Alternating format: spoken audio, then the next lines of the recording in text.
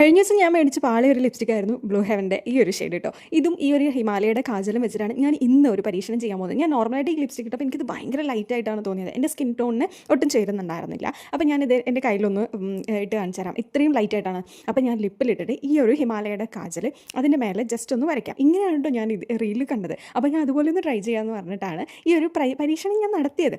എന്നിട്ട് ഞാൻ ഇതുപോലെ എൻ്റെ ലിപ്പിൽ ഒരു ലൈൻ ഇട്ട് കൊടുത്തു. രണ്ട് താഴത്തെ ലിപ്പിലും മുകളത്തെ ലിപ്പിലും കാജലും ഉണ്ട്.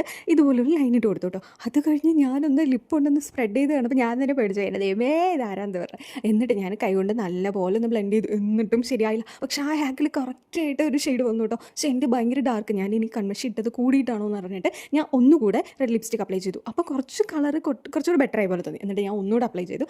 അപ്പോൾ എനിക്ക് പേഴ്സണലായിട്ട് ഭയങ്കര ഇഷ്ടപ്പെട്ടു. അപ്പോൾ നിങ്ങൾക്കും ആർക്കെങ്കിലും ഇങ്ങനെ ഒരു ഹാക്ക് ട്രൈ ചെയ്യാൻ തോന്നുന്നുണ്ടെങ്കിൽ ഡെഫിനറ്റ്ലി ട്രൈ ചെയ്ത് നോക്കിയോളൂ. ഇതൊരു അടിപൊളി ഷെയ്ഡായിട്ട് എനിക്ക് തോന്നി. പക്ഷേ ഇത് സ്മച്ച് പ്രൂഫോ അങ്ങനെയുള്ള കാര്യങ്ങളൊന്നും അല്ല കേട്ടോ. ആരുടെയെങ്കിലും തലയിൽ വെച്ച് കെട്ടാനും നമുക്ക് റിട്ടേൺ അടിക്കാനും വഴിയില്ലാത്ത സാഹചര്യത്തിൽ ഇങ്ങനെയുള്ള ഹാക്കൊക്കെ ഉപയോഗിച്ചിട്ട് നമുക്ക് നമ്മുടെ പൈസ തന്നെ സേവ് ചെയ്യാം. അല്ലാതെ ഇരുന്നാൽ വീട്ടിൽ നിന്ന് തല്ലുകൊണ്ട് ചാവും. അപ്പോൾ അതിനെക്കാട്ടും നല്ല ഇതല്ലേ. അപ്പോൾ ഞാൻ അങ്ങനെ ട്രൈ ചെയ്തു. അപ്പോൾ നിങ്ങളും ട്രൈ ചെയ്ത് നോക്കുക. നിങ്ങൾക്ക് ഏത് ബ്രാൻഡിൻ്റെ റെഡ് ലിപ്സ്റ്റിക് വേണമെന്നുണ്ടെങ്കിൽ നിങ്ങൾക്ക് യൂസ് ചെയ്യാം കേട്ടോ. പക്ഷേ കാജലും ഇഷ്ടപ്പെട്ട സബ്സ്ക്രൈബ് ചെയ്യുക, സപ്പോർട്ട് ചെയ്യുക.